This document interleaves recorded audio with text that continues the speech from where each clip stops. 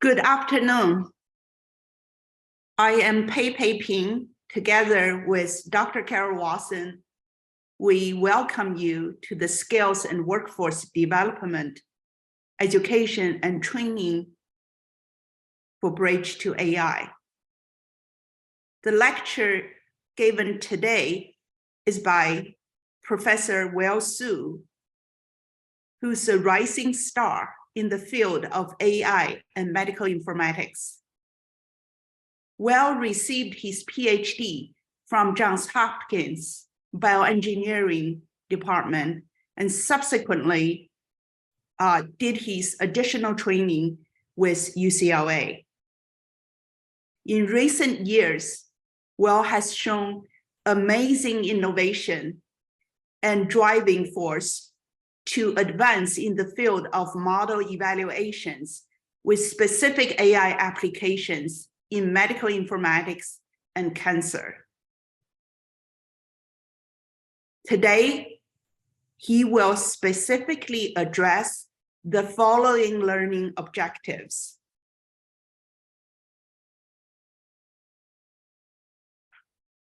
He will present use case for the users to gain a conceptual understanding on basic principles, techniques, and processes for validating models developed using AI and ML techniques. And he will acquire skills for the users for performing a technical validation of a prediction model. Specifically, his lecture would address study designs, evaluation metrics, and considerations. Please join me to welcome Professor Will Su. Thank you so much, Pei, and for the team for giving me this opportunity to speak today, and really appreciate sort of the large audience that we have. It's great to see you guys. And so what I want to do today is talk about model evaluation. It is a very broad title, and as Pei talked about, there's very specific aspects that I will cover in my talk. As you can imagine, this topic can cover several lectures worth. And so what I want to do is really focus in on some basic concepts and focus on technical validation, but allude to some of the other steps that are required to really make useful AI, particularly as it relates to ultimately translating it clinically and to generate robust, trustworthy predictions. And so again, this talk really, is geared towards a broad audience. So I'm going to try to start with very simple concepts that I hope everyone can understand, and then through that try to drive some examples of more advanced topics that may be relevant here. So I'm not going to go and repeat what Pei said, but really want to emphasize that there will be basic concepts that are covered today related to model evaluation, discussion of metrics and evaluation designs, as well as some practical considerations, particularly for those of us who are going to get our hands wet with a lot of exciting data that will be coming out of the Bridge to AI initiative in conducting evaluations. And so learning from varied data types is really a huge part of what the Bridge Center is doing in terms of generating, through the data generation projects, a lot of different types of data on a large cohort or population of patients. And so the data types could include textual and numerical. So a lot of the electronic health record, as we know, a lot of it is textual data, some numerical lab data. There's also a lot of imaging, and it could be radiological imaging or even digital pathology, molecular, spatial transcriptomics. A lot of these data sets also generate images, as well as waveform data. There's some really exciting projects related to voice, as well as other waveforms that would be made broadly available. And so all of these different data types can be used to train models, and ultimately with the goal of trying to improve our ability to make decisions from this data. Now, the challenge is that how do we provide actionable insights, right? How do we make sure that the models that we train are, number one, useful in what we say they will do?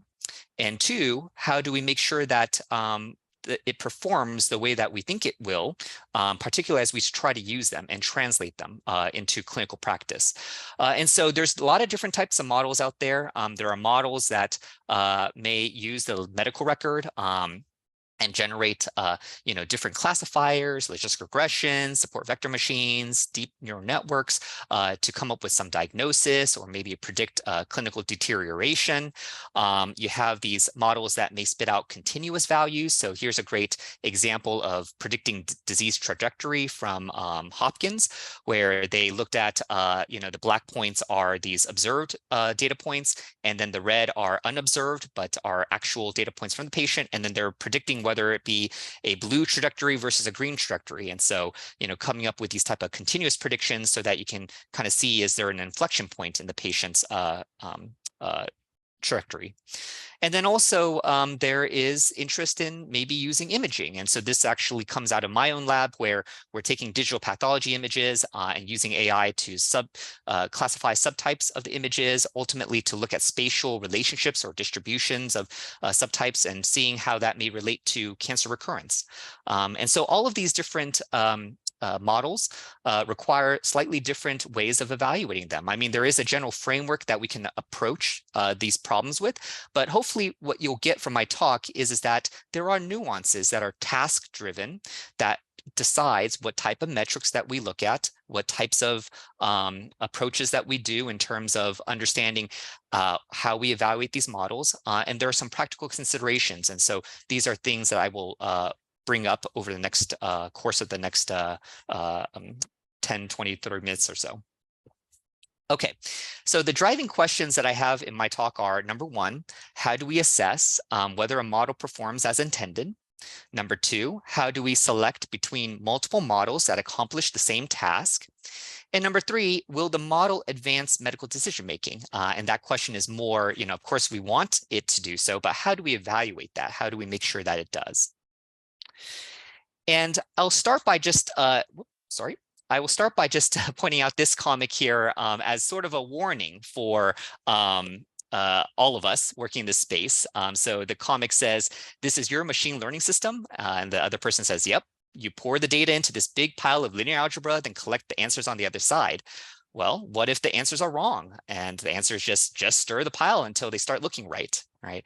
So that's, of course, a danger in our field, right? That it's very tempting to take the data and to massage the model and the data in a way that makes our model looks great. There's certainly a lot of great work that are out there, but the limitations of it is that, sometimes the data sets that they're using are very biased, that essentially are very limited to a small population. And so when they report great results, those results don't translate. And so some of the things that as a group, we should definitely keep in mind is making sure that the way that we evaluate models and present models reflect some objectivity in terms of the model performance, but also looking at what are the assumptions that are going into our evaluation that ultimately translate into the results that we get.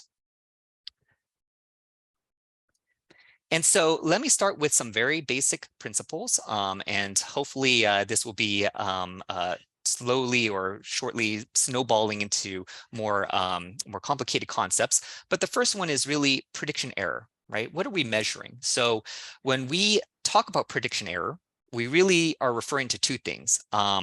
In regression analysis, which are basically models that predict some continuous value. It is a measure of how well the model predicts the response variable. Okay, so here, for example, when I was talking about the disease trajectory model, it will output some continuous value, some numerical value. And you can use this type of regression analysis to understand, what is the magnitude of the error. So one example of this would be like a root mean squared error. In classification, we're talking about measuring how well samples are classified into the correct category. So here we could have a binary category, or we could have multiple classes, and we're essentially trying to classify the input data into one of these categories. And so we can use metrics like accuracy, precision, recall. So these are all just a small subset of the potential metrics that you could use to answer that type of question. And so prediction error is really referring to these two different types. Another important concept that is often kind of alluded to when we talk about evaluation is this idea of this bias variance trade-off.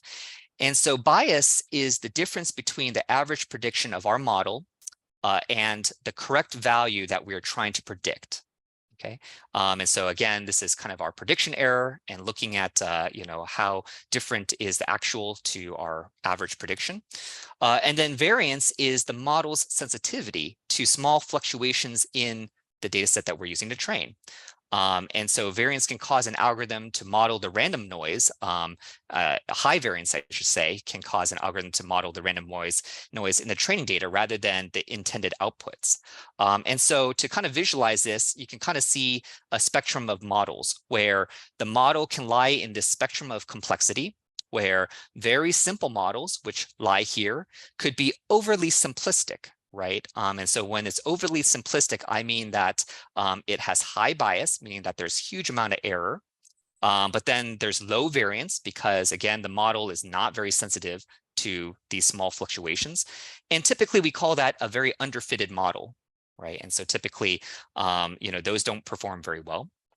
But likewise, on the other end of the spectrum, we have models that have high variance, meaning that they are essentially, following the exact decision boundary of the data that it sees, right?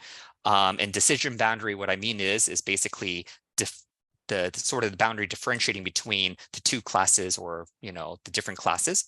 And then low bias, meaning that the error is very low. But this case is called overfitting, because it's overfitted on the training data. And so the minute that you try to run it on new data, it doesn't perform well, or you'll see a reduction in performance. And so the ideal model really falls in sort of the middle of this sort of range of complexity. But these are two sort of extremes that I would say are common things that we would see when we evaluate models. And so one important aspect of model evaluation is being able to see where our model fits in this spectrum, and also to figure out how to address potential overfitting or underfitting of the model. So for example, dimensionality reduction, as you may have remembered from the previous lectures, if you haven't, there's a great series of lectures that have happened. And so you can look at those videos that talk about dimension reduction and feature selection. And so that can decrease the variance. A larger training data set also tends to decrease the variance. Adding features or predictors tends to decrease the bias at the expense of potentially introducing additional variance. So there's this kind of tug of war that happens between bias and variance that needs to be addressed. But those are just some examples of how you could sort of tackle some of these challenges. Now, let me give you an example, a bit of a concrete example of how we use prediction error to kind of inform how we would model a problem. So here I'm taking this really nice example where basically on the left, you'll see this blue curve. And this blue curve is basically what I'm going to call a true function. So for those of you who are astute and paying attention, it kind of looks like a sine curve, and it is a partial sine curve. And what we've done is essentially we've added some noise to create these data points around this curve. And so then we randomly select some of them to be training, which are black dots, and then some to be test, which are red dots. And so the goal here is now to assume that we don't know anything about the true function, and we try to fit a model to this data. And so on the right, we have different graphs of polynomial functions. The parameter here is really the degree of the polynomial function. So 0 is a constant function, degree 1 is a linear function, and you have a quadratic, cubic, etc. And so that kind of represents sort of increasing complexity of the model. And so we can kind of see how this increase in complexity of the model, what it will do in terms of the prediction error when we try to fit it to this data.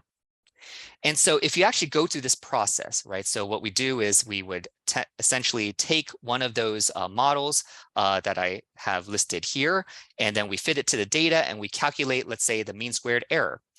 And then we can actually rank them based on the complexity. So what you see here on this table is essentially that you have the complexity, which is the degrees. And so this is again ranked by the mean square error. And so you see here that the lowest mean square error is the model with a degree of 4, and then 5, 7, 6, etc.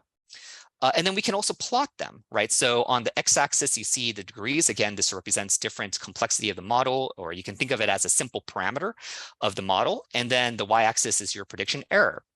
And so you can see this graph, you start, interestingly, you start at a very high error, and then it kind of goes down into lower errors. And at some point in time, you start creeping back up in terms of the error again. And so here, as we apply sort of the concepts that I just introduced earlier, at the low end of the spectrum, the error is high because the model is underfitted. The model is constant or it's linear and it's too simplistic. It doesn't really fit the data. But then at some point, it starts fitting the data pretty well. And then at some point, it gets overfitted on the data, and then your error starts shooting up again. Okay, so I think that's a really nice example of kind of the concepts we just brought up. And so really the model that ideally you want to be looking at are probably in this range of parameters. And so in this case, if we look specifically at the values, the degree of 4 would be the best model to choose. And so we can apply the same concept to generate these what we call learning curves or training and validation curves. And so what happens here is that the blue line is basically looking at the prediction error on the training data set. So what I mean by that is that let's say you train a model and then you test the model on those training data. So essentially you're showing the model the answer key and you're kind of having it regurgitate the answers, and you see how well it represented the data. Right, so that's your training error, and you would expect the model to get better over time, right? Because essentially, the more that it's fitting, it should fit that training data very well. And then when you start applying it to new data, this is your validation error. So here you show it new data that you didn't train it on, and you kind of see where it goes. And on one hand, maybe if you start early here and you kind of, let's say, cut off. And so again, the x-axis can represent maybe a model parameter that you're trying to choose from. And at some point you could say that, well, if I just remain over here, it could still be underfitted because the model could really learn more, right? The model error could really go further down. But then there's also an optimal point where it starts diverging, right? And this is, again, the sort of stereotypical overfitting scenario where now you would actually see your training error go down, but then your validation error go up, just like my previous example. And so this is where you want to stop before this point. And so that's kind of one way to look at how do we evaluate models to actually choose sort of the optimal parameters or optimal model to go with in terms of building our model. Now, let me talk a little bit about metrics. And so I alluded to the fact that there are these regression metrics that are more for models with continuous outputs. And so here, for example, I have a plot of different data points, and then I have a model that's represented, that model output that's represented by this blue line. And then I have this error, prediction error, which is essentially the distance between the model prediction and the actual data point. And this is also known as a residual. And there are different metrics that we can calculate: mean absolute error, mean squared error, root mean squared error, and so they're all taking different this is the actual magnitude, the absolute magnitude of the error. Here you have the variance of the residual. Here you have sort of the standard deviation of the residuals. And, of course, these two metrics penalize errors larger than the absolute error. So there are different ways of reporting error. And again, here there are different contexts that you may want to apply one versus another. And these are not the only ones. So this is really just to, again, give us a sense of the type of metrics that are out there. Now, when we talk about classification, there are a bunch of different metrics as well. In order to kind of talk about them, we need to talk a little bit about how do we actually classify or decide what is correct and incorrect. And so with that, we use what we call a 2x2 confusion matrix, where here 2x2 is given for a two-class classification. So it's typically a binary classification. So you have either a disease or no disease, or you have a yes or no.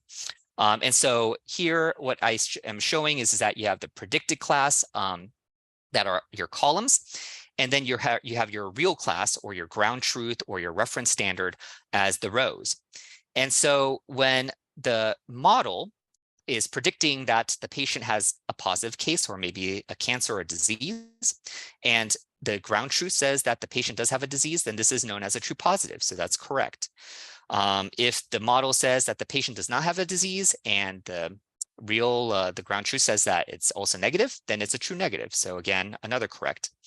And then you have your errors, right? So your errors are, for example, when you have a sort of your model says the patient doesn't have a disease, but the patient does, then it's a false negative.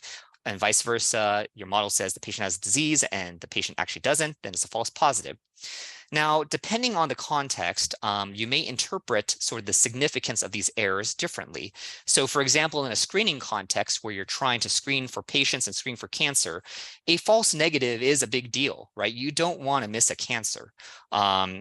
On the other hand, that oftentimes is at the cost of introducing false positives. False positives is a harm and certainly is something that needs to be mitigated, but it may not be as harmful as missing a cancer for a patient. And so there often is a trade-off between choosing a level of calling people back for further diagnostic workup that may increase a bit of the false positive, but really reduce the false negatives. Okay. And based on these different these four values, true positive, false negative, false positive, and true negatives, then you can calculate a host of metrics, right? As you can see on the right. So many of you may be familiar with accuracy, precision, which is also known as positive predictive value, true positive rate or recall, true negative rate or specificity, false positive rate, 1-line specificity. So again, these are all metrics that you often will see reported. And again, depending on the types of things that you're interested in focusing on, you may want to use one metric over another. So you can see here, for example, positive predictive value, is a ratio between true positives and essentially true positive and false positives. And so here you want to, especially if you want to distinguish between cancer and not cancer, this may actually be an important metric for you. Versus if you want to just see if a patient is normal, then maybe you want to try something that is sort of like the true negative rate. I also want to just point out that a single metric doesn't often tell the whole story. And so this is a really nice example from Natalie Jopkowitz, and where basically in these tables, so you see here that I've essentially reproduced different 2x2 tables that have different values for each of the sort of true positives and true negatives, and false positives, false negatives. Here you can see it's kind of flipped. Both of them will have the same accuracy, as you can imagine. But what the reality is that despite the fact that they have both the same accuracy, they actually have different precision, right? And that really is related to, again, the numbers being, flipped and how the precision is defined, right? Similarly, on the bottom cases, you can see that if we just reported precision recall, right? And in these two tables, you can see that they're both the same, 66% precision, 40% recall. The accuracy is different. And so this is where whenever we do model evaluations, yes, we have access to a lot of different metrics, but it is really important for us to dig into the metrics to really uncover the full story. And so one example is that oftentimes, and this hasn't been much of a problem in more recent memory, but back in the day, AUC, area under the curve, was the most popular metric and is still very popular. It's a great way to compare different models, but it hides a lot of information, right? And sometimes if you have a highly imbalanced data set, it doesn't always tell you the full story that you want to know. And so digging into metrics such as the 2x2s and looking at different metrics is actually quite critical. Now, another sort of extension to this is looking at multi-class classification. So I'm not going to go into too much of the detail here, but there is a generalization that you can make. So beyond just a 2x2 table, now you have a 3x3. And the reporting is a little different in that there are different ways to report the values. You can report values by just reporting individual values across each class. And so that's what's called no averaging. Or you can do what we call macro averaging, which is just taking the metric and then averaging it unweighted across all of the different values, across the different classes, I should say. Then also micro averaging, which is really aggregating the contributions of all the classes and then averaging them. And so whenever you read papers that do multi-class classification, they talk about macro and micro averaging of these metrics. That's what that means. Now let me talk about I would say probably one of the major and main metrics that are often reported, the receiver operating characteristic curve. So here, what happens is that it's oftentimes that we want to look at how the model will and summarize how the model would perform across a range of different decision thresholds.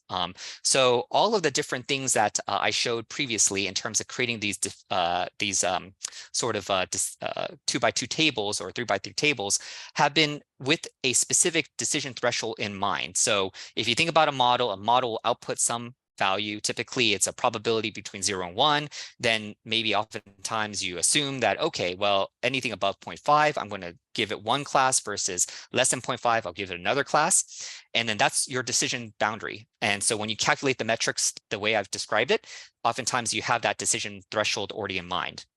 But to actually get a sum rate metric across all the different decision thresholds, you can use this type of analysis. And so why is that important? Well, as you can see here, you can see that if you actually look at the full population, there is a distribution around what we call the normals, and then a distribution across what we call the abnormals. So these are patients that either have a disease and don't have the disease. And then there's always going to be, or oftentimes, an overlap between them, right? So the characteristics of these patients may have some overlap. And so when we create a model and we say, okay, for a model that has a decision boundary, we're starting to make a determination of who has a disease versus doesn't have a disease. So you can see here that once you set that threshold, anything above it, if you're calling it as disease, you're actually correct for all of these abnormal cases. But there are a subset of these normal patients that will now be false positives. And similarly, with this threshold, anything below this value, you have all these negatives that are correct, but then you also have these false negatives for these patients that are actually negatives, or I should say, take this back. There should be once you set this threshold, you have sort of the false positives that are part of these negative normals, and then you have the abnormals that should have been called abnormals, but they're false negatives. So I got that flipped. Sorry about that. And then once you change your threshold to, let's say, a lower threshold, you can redo this analysis, right? And so you can think of this as every time you change a threshold, you then create a new 2x2 contingency table with the metrics of true positive, true negative, false negative. You can calculate the metrics. And so in an ROC curve, you have false positive rate as sort of your x-axis. You have true positive rate as your y-axis. And then you can actually calculate these metrics for every decision threshold. And then every time you do that, it becomes a point on this curve, right? And so that's how you generate your curve. And then your area under the curve is really the integral, right? The area under this. And so let me actually kind of walk us through an example of how this is done. And so here, I'm just taking a very simple example from breast screening where, let's say you have patients who have benign and who have malignant in terms of a lesion. And then you have, let's say, a model. In this case, it's a radiologist. And so the radiologist gives a score looking at the image to say the likelihood that this image is benign or malignant, 1 being benign, 5 being malignant. And so when we do this analysis, what we could do is set decision thresholds around each one of these different points on the Likert scale. So you can start from 1 and you can go all the way to 5. And so each row here represents a different case. So if we start and say that we want to create a threshold that is basically, and I believe this is actually the first threshold being greater than or equal to 2, what we can see is that once we do that, we have our initial predictions. And so in this particular case, because this score was 1, it would be graded as benign. And then everything else would be graded as malignant because everything else was above 2 or equal to 2. And so then we can compare it with our truth. And so here we see that this patient was indeed benign. And so this is correct. And then all the other ones actually could either be correct or incorrect based on our grading. And from that, we can then derive our true positive, true negative, and false negatives, as you can see here. So this is our first 2x2 table. And then we can then generate our metrics. And from these metrics, we can create our first point on the plot. Okay. And so that's our sort of initial point. And then we can iterate through the different thresholds. So here again, now I'm iterating on a threshold of greater than or equal to 3. And you can see that that changes some of our predictions at this point. And so we can then update our contingency table and then calculate our metrics and then create our second point. And then we can then do this again for a threshold of 4 and a threshold of 5. And then with that, we create our sort of rough ROC curve. And then from that, like I said, we can then take the area under the curve. As you can see here from, if you remember your geometry and algebra, you can get the AUC. And so here it's 0.74. And so this is really what a lot of the programs, and oftentimes it's really easy to run, scikit-learn or run R to actually do this very quickly. But this is really what's happening under the hood. And this is helpful to understand the process. Another important type of metric is calibration. And calibration is really looking at how well does the model's predicted probability approximate the actual event probability. And so it's oftentimes represented as a plot like this, where you have sort of the observed probability on one axis, the predicted probability on another, and you have a diagonal line, which would be ideal calibration. And that's where you want your model to lie. But in reality, you'll see that the model will have some variation around it. Sometimes it's a lot worse, sometimes it's about right. And it will tell you a little bit about how this model fits well with or not with sort of the population that you're trying to run it on, particularly as it relates to potentially overestimating the probability or risk of someone having a disease, for example. So this is quite an informative plot. Other measures may be relevant if you handle with other types of data. And so, for example, in medical images, oftentimes you want to look at how well an algorithm will identify regions of interest. And so here, some overlap measures like a dice coefficient may be useful. And so this example is, you have this sort of your truth, which is the blue area is where you want to have the algorithm identify. Everything else is then your negative or your T0. And then you have this P1, which is essentially what the algorithm has identified as, what's interesting. And what you want to identify is then, in this case, the dice, which is the intersection between P1 and T1, right? So this region over here, over the entire region of the T1 plus the P1, right? So the kind of the union of the two, divide by 2, and that's your dice. And so there's other metrics that you may want to look at. And so I just kind of reference them here. And then there's also a host of other out there. So if you're interested in information retrieval or you're interested in clustering, there's a lot of other things that you could be using here. So of course, don't have enough time to go through all of them, but hopefully this gives you a little sense of kind of the variety of metrics that potentially may be available to you. Now, let me talk a little bit about evaluation design. And so here, I'm actually borrowing this from the book by Jopkowitz and Shaw that talk about basic ways of essentially using the data to run these type of training and testing sort of designs. And there's kind of 2 categories behind this. One where you don't do any resampling, meaning you don't kind of sample over the data set, either randomly or not. Or the second one is when you apply resampling, then there's different techniques, both from a simple resampling perspective, which typically is what we call a cross-validation, as well as a multiple resampling, which we typically think of as bootstrapping.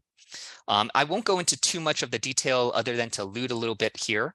But for example, in a training, validation, and test, what happens is that if you have a very large data set, for example, you can use this to split the data into 3 groups. And so it gets a little confusing here because the term validation often gets overloaded both on the side of, validation as a tuning set or validation as like external validation. But ultimately here, what I want to define is that there is a development set that you use to train the model. And so that includes your training set, which is literally to train the model and parameterize it.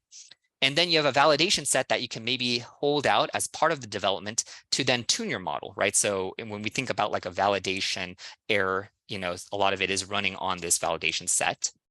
And then you have a true whole held out test set. And so that held out test set is then used to assess the performance of your model.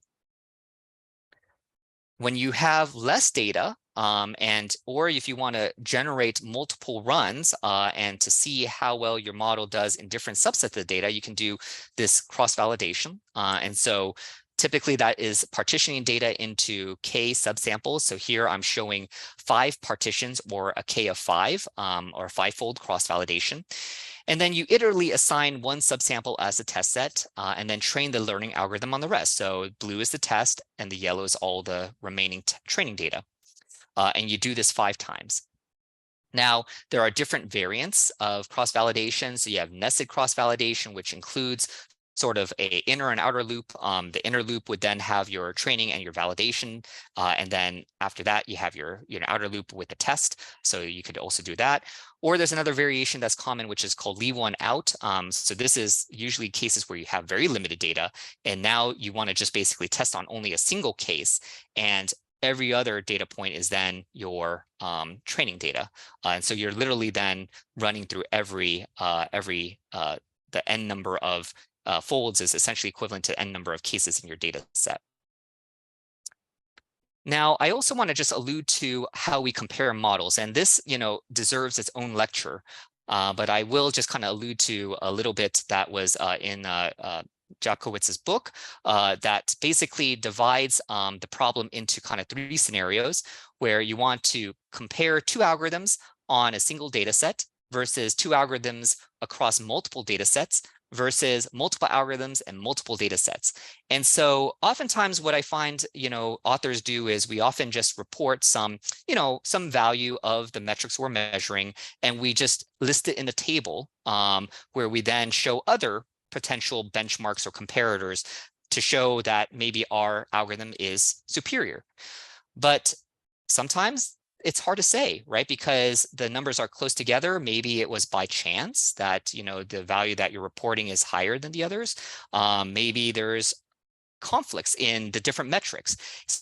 So how do you kind of disambiguate all of this? And so I think that's why it's important to consider statistical testing as part of comparing different algorithms or the same algorithm across different data sets. And so here are just some examples of those. And again, I would refer you to the book to really dig into it because there is, of course, a lot of statistical knowledge behind the assumptions that you're making, like whether it's normal, follows sort of the normality versus not. And so there is some consideration that you need to take before just choosing a method or a test to use. Now, I want to dig into some practical considerations to kind of round out the talk. So the first one is really understanding the cohort. So what do we mean by that? So I think oftentimes as data scientists, and this is where I think the Bridge to AI Center will really, I think, make a big difference in the sense that the data sets that we're generating, we have a clear idea of what is being generated. There's a huge effort to do the generation. And with that, we'll have a good understanding of where the data came from, what were the assumptions that came into the data, and what are some potential biases that were introduced as part of the data generation. So this is actually an image that was taken out of a radiology paper that kind of alludes to the complexity of when we get a data set for AI training. Oftentimes, we're not aware of all these other things that happen that to the original clinical cohort that we thought we were getting, right? So we may be thinking that, oh, we're getting this cohort of representative patients with this disease, but the fact that they had a referral for radiology, that they had the imaging, that they had an interpretation, all of this actually may have contributed to patients getting excluded, missing data, or other things that ultimately affects our ability to get a data set to represent that population. And so that's one of the biggest challenges, is really understanding the cohort that we're getting. And I think one of the things that as a center we really should push for is transparency in how the data was collected. It's also really important to define a good reference standard. So I personally like the term reference standard because I feel like the gold standard oftentimes is too golden for some of the standards that we use, right? But the source of the standard could be incomplete, and it could also be inconsistent. So what do I mean by that? Well, in terms of, like, for example, radiology, oftentimes it could be that people use the radiologist's interpretation as the standard. But the problem is that the radiologist's interpretation is not infallible. I mean, they have a lot of variability in how they view an image. And ultimately, their interpretation could actually be a sort of a best guess because they don't actually see the cellular level and they can't make that determination. And so that's one limitation of using these labels from radiology. We should also have a clear rationale for choosing the standard. Maybe it's what's available to us, and that's fine, but it should be clear why that standard was chosen. And we should also be very clear about how the standard was defined. Is it subject to measurement error? I think any measurement will have some uncertainty, so we should be clear about that, as well as, how do we correct for this idea of subjective judgment? And so here's just one example from actually the group from Google that published sort of the diabetic retinopathy paper, where they looked into their reference standard, and they actually see that between cases that were either given by the specialist in a majority way versus adjudicated consensus, which is really getting everyone together and trying to reconcile some of the differences, we could see that there is, even though there is a lot of agreement across it, there are certainly some cases that the majority decision said, no, there were no disease, but actually turns out to be not the case, or at least for the consensus. And so this variability needs to be reconciled, and one of the recommendations is really to focus our efforts on building better reference standards. So I want to just round this out by giving an example from my own lab in a paper that we recently published with Breast AI as sort of an approach. And what we wanted to do was take an existing algorithm. So this was actually an open source algorithm that was made as part of the Dream Challenge competition. So if you're not familiar, the Dream Challenge is run and they have a variety of different challenges, but they did a digital mammography challenge where they invited teams to train and test on a huge number of 2D digital mammograms. And so when they did this, they generated a bunch of models. There was a lot of interest in the community. And once they ranked the performance of the models, they invited the teams that had the best performing models to contribute models for this ensemble model that they were creating. And so that's essentially what this competition ensemble method is. It's a combination of 11 different models that came from some variant of the top performing teams. And so with that, what we wanted to do, because this was all done using data from a northwestern group, Kaiser Permanente, and so it was kind of a geographic location, and we wanted to see, hey, how does it perform on UCLA data? And so we took our data, we had a lot of data cleaning and all that, and we basically ran it through the model. And so this is just to give you a sense of the internal of the model, where each model is really a black box. Some of them are deep learning based. Actually, most of them are deep learning based. But each model was run independently on the views of the mammogram, of which each returned a sort of a risk score based on what it thought would be 12 months cancer prediction, whether the patient would have cancer within 12 months. And then we had an ensemble that essentially weighted the outputs of each of the models and then created its final prediction score, which you can see here. And then we compared it with our reference. So I just want to kind of reiterate some of the points I made earlier, which is one is that here I'm just listing out the cohort definition. So the cohort we took was from a UCLA cohort that was part of a broader University of California-wide Athena study. And so there were actually a lot of women who were enrolled at the UCLA site, of which we analyzed a subset. I would even critique my own work here in saying that, even this box of analyzed subsets should really be broken out even more. But unfortunately, we don't have that right here. But I would say that here, one thing to keep in mind is that whenever we look at these type of cancer outcomes, it's actually really important to go to a cancer registry and get information, because many women who are doing breast screening, for example, they may not get their biopsy in our health system. So those would be falsely identified or assumed as not having cancer when in fact they may have it. It was just done at a different institution.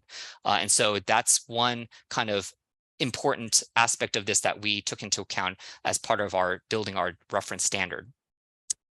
Here, then we're reporting kind of our clinical characteristics for, the comparison between the full cohort that we had access to versus the analyzed cohort that was run through the model. And you can see here then we generate our AUC curves, and then you can see that, we generated the different competition ensemble models, both for the one with the radiologist interpretation included, ones which just use the images and no interpretation from the radiologist, and then the individual models that that were run on the data. And so you can see kind of reporting the different metrics here. And then what was interesting for us was we then looked at sort of the subpopulations in our group. So here now we can slice and dice our cohort to look at interesting trends that may occur with patients with different race, ethnicity, age ranges, personal history of breast cancer, et cetera.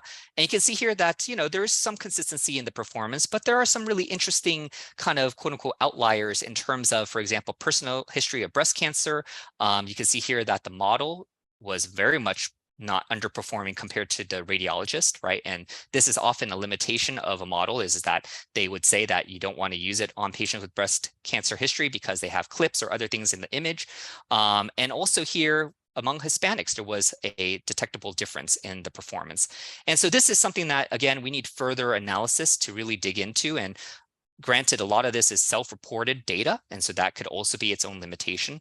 And so these are things that as we kind of dig into the data, it's really important to be able to have access to this level of granularity to kind of break down how the model performs. And actually, one of the studies we're continuing to do is to look at the technical parameters, because of course the image quality has something to do with the performance of the model. And so here on the right, I can also show the calibration. So on the left is more on the discrimination side. The right is on the calibration. And you can see here the intercept and the slope. So 0 intercept and slope of 1 is where you want to be. And so you can see here, based on kind of what I'm showing here, is that the model tends to overestimate the probability of risk. And so these are things that, can inform kind of how we would want to move forward with updating or revising the model. I also want to kind of just allude to this idea of sensitivity analysis. And so here, we could actually play around with the model. And sometimes people are using these type of techniques to actually interpret the model and seeing what it's learning. But here's one example from work from my student where basically we trained what we call a radiogenomic classifier, where we give it some gene expression data and we're trying to predict what the imaging trait, like whether there's edema or some kind of imageable thing visible on the MRI would look like. And so we could actually then perturb the inputs based on, let's say, what genes are relevant to hypoxia and others from these knowledge bases that are available, and see how it affects the imaging trait. And so that's one type of sensitivity analysis. Another type of sensitivity analysis is important, is really related to then how we can make sure that the values that we're quantifying are actually really robust. So what I mean by that is there's a lot of interest in radiology to generate these quantitative features out of, let's say, lung nodules to predict whether or not the patient will respond to a certain type of treatment. But the problem is that imaging scans they appear different. So you can see here, there are 3 different kind of parameters we look at: dose, slice thickness, and kernel. These are all different types of things that may be varying across different scans. And so for the same nodule, you can see that some have more texture, some are more smooth, some look a bit different. And so with that, it will affect the model performance. And so we actually have some studies going on that are looking at how we can use a pipeline to kind of run models and see how this affects the model performance. And in this particular case, we use a metric called the correlation coefficient, and I should say concordance correlation coefficient. And you can define ranges about, whether it's above 0.9, then you call it good, moderate, and poor. These are somewhat subjective. And then you can actually now look at individual features and see across these different conditions. So what I mean by condition is if you vary the dose or the kernel, you can see that some features are in the red, meaning they're very poor in terms of their reproducibility. The values are quite varying. And some of them are green, which is they're robust against against some of these variations. And then we can also look at the impact on performance. So here we have these same variations and conditions, and you can see here we have a model that is trying to detect a nodule, and we're measuring sensitivity. And so what you'll see, and if you look closely, is, for example, the 100% smooth, the features here are mostly green, and that tends to essentially means that, you know, it actually relates to the model having the higher sensitivity in this model, versus some of these other conditions like 10% sharp. Here you can see they're mostly red, and of course then your sensitivity is much lower. So there is some correspondence between the features and the model performance, and that's why it's really important to perform this type of sensitivity analysis. So I'm going to finish up by just saying a few other items. So this was just a focus on technical validation, but there's so many other topics that can be brought up, like ethnographic research, looking at observation and workflow and how the AI would integrate with the workflow, usability testing to present ideas to clinicians. They're often very busy, and so presenting too much information or too little information can cause a problem in terms of the usage. And so how do we test for those and simulate the workflow, and also actual clinical trials to actually see the effect of the AI. These are beyond the scope of this talk, but I did want to allude to it for potential future talks. And there's, of course, a lot of reporting standards that are out there. And so I'm just going to list a few here, and you can see it from when we share the video. There's efforts like Tripod and Probas to try to kind of make reporting of model and model evaluations more transparent. And really, I just want to finish up by saying that when we design evaluations, it should really be tied to the target use case, right? The target task determines what metrics are the most important. We should also pay attention to the reference standard, as I've mentioned before, about some of the limitations of the assumptions we're making about the reference standard. How do we address them? We need to ensure that the evaluation cohort matches the population where we want to apply the AI tool. So we want to make sure that the clinical characteristics are consistent, or how do we even detect cases where the model is outside of its comfort zone, quote unquote. And then also, can the model's outputs be easily interpreted and troubleshooted? Because as we do model evaluations, part of why we do this is to improve the model. And so how do we then use information from our evaluation to ultimately update or recalibrate the model?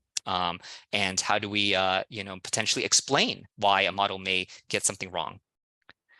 And so I just want to finish by this saying that, we often have a very strong focus on metrics like these type of technical metrics, but ultimately, and I think Eric Topol in his paper does as well. He says that, him and Pearson Key and say, you've heard this term called AI chasm, which is that an algorithm with an AUC of 0.99 is not really worth very much if it's not proven to improve clinical outcomes. And that's really ultimately my hope of the center, as well as we evaluate and improve our evaluations, that we can get closer to making these better clinical decisions. And so with that, I'll just point you to some references, and I can end here and take some questions.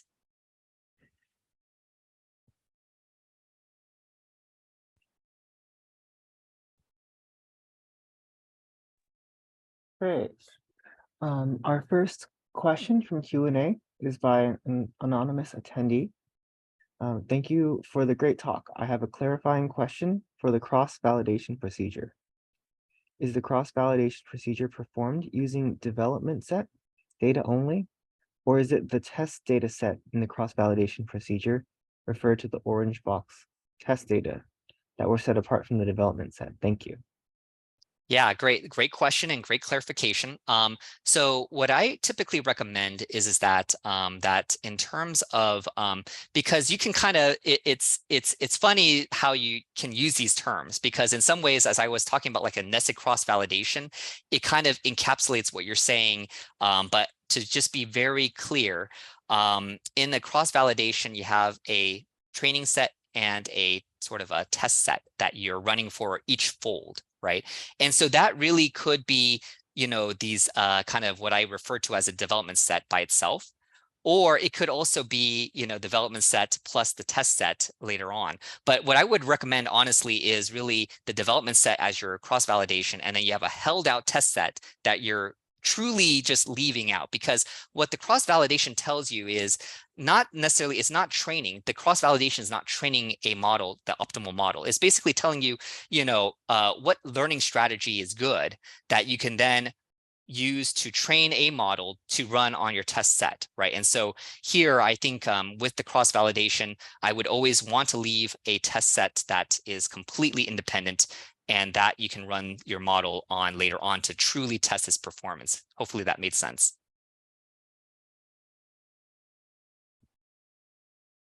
Our next question by Hema. Thank you for the talk, Dr. Su. Could you please talk about the metric for multi-class classification? Yeah, great question. And so you could actually use a lot of the same metrics that I mentioned before, right? So like precision, recall, and all that, but basically extend it and essentially look at it with the macro and micro averaging or no averaging that I talked about.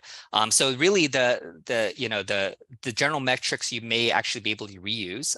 So there's nothing special there, but it's really how you combine that information across the different classes. So hopefully that's clear.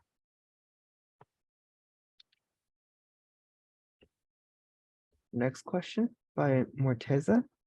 Thank you for your great presentation. Could you please explain a bit about confidence interval calculation, especially when bootstrapping methods are not practical, like when deep learning is being utilized? Thank you. Yeah, that's a great question. And actually that's something that I would say I would also love to kind of find a better way to do, especially when you have very computationally expensive models.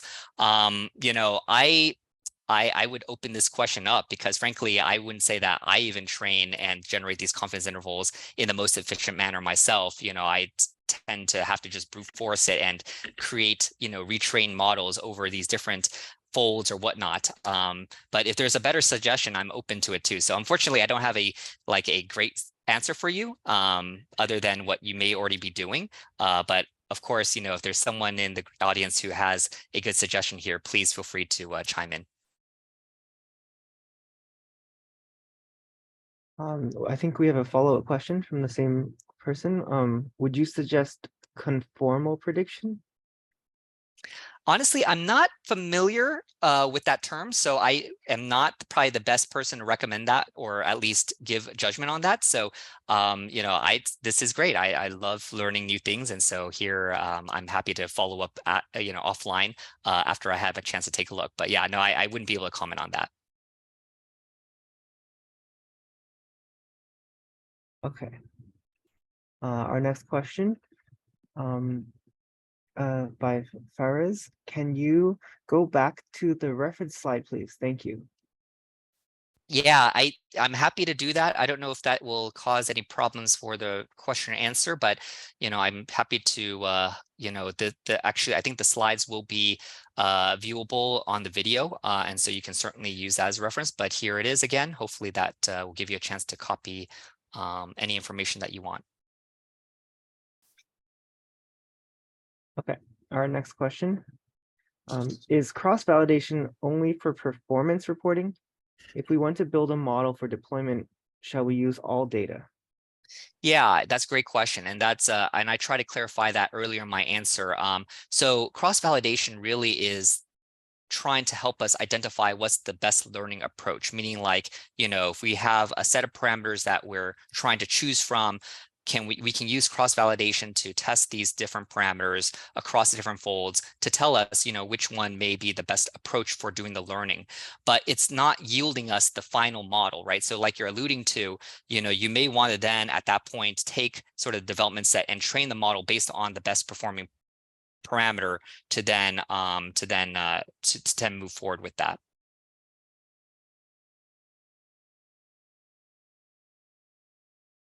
Okay, our next question by Marcin. Sorry, I need to see you guys, so I'm gonna stop sharing again.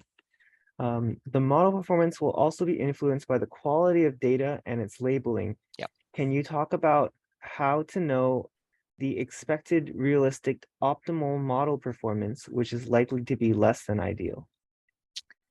Yeah, no, that's a great question. And certainly, it's always an ongoing area, as you can tell from my own research, right? We are trying to see how we can get to better labels and better, more robust models. I would say that there's a huge area of machine learning right now looking at how do we do learning from weak supervision, right? What that typically means is that you have a label that may not be that precise, or may just be at an image level rather than the lesion level kind of thing. And so those are things that, the hope is that you could still learning something meaningful even with these kind of weak pieces of information. And so I would say it's I don't, unfortunately, I don't have maybe a satisfying answer for you other than to say that the jury's still out in terms of how to best do this. But I mean, I think from my perspective, you can control, hopefully you can make use of what you have and control for what you can control. What I mean by that is that, if you're given a data set and, you don't have any control over how it was collected, then of course, that's the limitation of what you have for the model. But then be very clear about what those limitations are. Dig into the data. Don't just assume that the data was collected perfectly and that the labels were generated perfectly. Be sort of the skeptic and ask questions about it and see what kind of limitations you can come up with. And that could be part of the model reporting and how the model was created. Versus on the other side, maybe you can use, you have control over the data collection, in which case then you want to be very careful about how you collect and curate the data. And oftentimes it does take a lot of effort. As you can tell, some of these big papers, they do these model, this type of adjudication type of approaches where they have to get a ton of experts to look at the same data. So that takes a lot of time and resources. So yeah, hopefully that gave you a few ideas. The next question asks, what percentage of data do you recommend validation? 80-20? There is a lot of, these kind of ratios that are put out there, right? So 80-20 seems to be a very popular one, fivefold, but I think what in my mind is helpful is, the ratio is important, but typically it's tied to like your data set size. It also depends on your task, right? I mean, like, for example, in my research of cancer screening, the positive cases are typically very small, right? And so just saying that I have an 80-20 may not cut it because a 20% may only have one cancer, right? And so I think in those cases, there is no hard and fast rule. So I would just say, pay attention to kind of the sort of the imbalance in your data, the question that you're asking, and to see whether or not the 20% that you're holding out for your test or your validation is representative, and that you can actually get something meaningful out of that. And that's how I would decide, what percentage to use.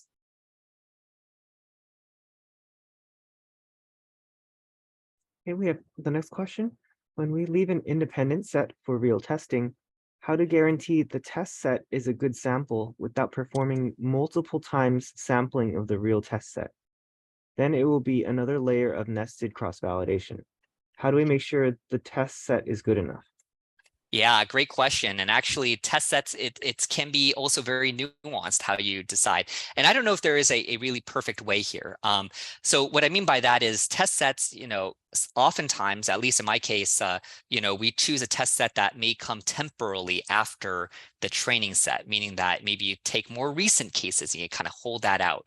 And I would say that, there's pros and cons, right? Because a newer set of cases actually could also represent changes in the technology or, maybe even a fundamental shift in the population. And so that can affect your performance, right? But in some ways, I still think that is informative because that is sort of a real world application of the data. And that ultimately, if the model doesn't perform well in the test set, then kind of like, okay, well, that there are some issues there, right? And I think what, ultimately I would say, and I agree with you. I mean, there's certainly, then of course, as you think about, okay, well, if I know that the performance on the test is not that great, then I want to retrain the thing and do tweaks. And then what do I do then? So I think there is a lot of different scenarios that you may want to go down. and after the fact, after you've run your test set. But really, to test the model performance, it really should be on a data set that you really have not touched and that you haven't looked at, because that's going to give you the best kind of indication of how the model is. And so oftentimes, you could potentially use public data sets. Of course, you would want to characterize the population, right? Because there could be very big differences in the data quality as well as the populations that may fundamentally change the performance of your model. But ultimately, this is where having external data sets, maybe good collaborators who have similar data collection could be useful. But also, a lot of the challenges, that's what they end up doing is they in their data set they held out a large part, and they use that for testing. And so I guess that's my best recommendation. But again, these are things where I think the community has been very creative around. So if there's other suggestions, feel free to chime in. The next question, can you please share some tips how to find opportunities that provide business value and translate those findings into ML use cases? Great. I think that's a great question. And maybe, I would say it definitely, my recommendation is one is, talk to the stakeholders, right? There's a bunch of different stakeholders often that's involved. And so coming up with the best kind of strategy for defining return on investment and kind of the utility of the model is dependent on both the perspective of the user, right? So if the user is the radiologist or the clinician, they have a say in this, but also the administration, right? Because oftentimes it's driven by some business need, whether it be to shorten the amount of time it takes or the cost of doing something. And so those are things that I would say you may want to keep at the top of the mind as you're thinking about what problem to tackle and how you want to kind of demonstrate the model and its importance. But I think we'll probably have another lecture down the road specifically about this type of translational aspects. And so maybe I'll leave some of that for a lecture like that. But hopefully that gives you a few ideas, but feel free to reach out to me if you want to talk offline. Next question from Bala. Could you comment on which metrics are better for imbalance data? Is there any guidance on what an acceptable ratio for imbalance data? For example, is 1 to 99 ratio imbalance versus 20 to 90 ratio? Yeah, that's a great question. And I would say this goes back to my point about looking at multiple metrics, right? So, for example, in your AUC, oftentimes, like I mentioned, that hides sometimes the fact that you have imbalanced data. And so you can have a great performance, but it may not be on an AUC level, but other metrics may be quite poor. And so, there's another type of curve like the precision recall curve that I didn't mention here that I think is also a useful kind of measure that does take into account some of the imbalance. And so I would just say definitely look at multiple different metrics and consider all of them as you're thinking about whether your model is performing the way you intended it to. And, in terms of imbalance, sometimes it's actually inherent, right? I mean, like, again, in cancer screening, the positive cases are going to be very small compared to negative cases. And it's, in some ways I could say, okay, when I train the model and I want to just distinguish between benign and malignant, maybe I will subsample the negative cases, right? So you would essentially, create equal numbers, and that could be useful to train a model. But if you want to apply it to your population, you're still going to have this huge imbalance. So your model still needs to be able to accommodate that. So hopefully that helped. Okay, and the last question, do you split your data set before or after data processing? If it's done before, then when testing your model, do you pre-process the test set? Right, that's good. That's a very good and important clarification, right? So when you do like this type of pre-processing, and when I say pre-processing, I mean like feature selection or anything that has to do with the modeling, you don't want to do that prior to your, your dividing of the folds, the test set and the development set, because there is real risk of information bleed that is maybe unintended. And so there's actually a really good paper. I wish I cited it in my talk, but feel free to email me later to get that citation. But they talk about this exact issue. So you definitely want to make sure that you segregate, right, your training and your tests so that there is no you don't happen to select features that also are informed by the test set. You don't want to do that. And so that's why I would recommend doing that split before doing all that pre-processing. Okay, we have no more questions in the Q&A, but it looks like we do have an attendee with their hand raised. I'll allow them to talk if they have a question. Hema? Or was this from earlier?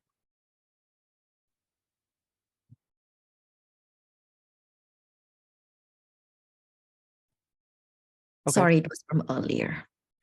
Okay, got it. Well, we do have actually a couple more questions in the Q&A. Related to the data processing question, how do you go about normalization procedure? Okay, you're right. So I think it depends on what normalization we're talking about. And I apologize if I misinterpret what you mean by normalization. But when I hear normalization, I go back to the work we are doing in the CT realm.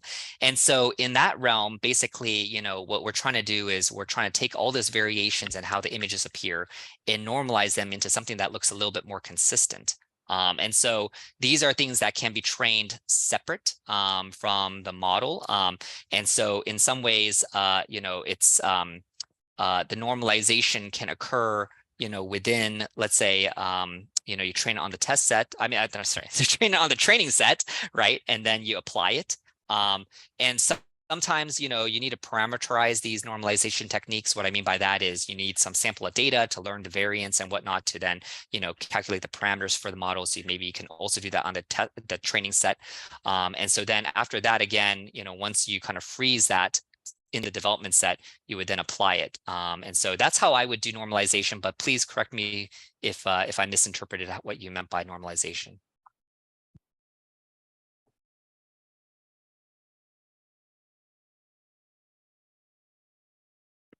Okay, looks like that was our last question. All right, fantastic. Well, thank you so much again for the opportunity, and it was great interacting with you guys. Thanks so much, Will. That was just fantastic. Look forward to seeing everyone next week.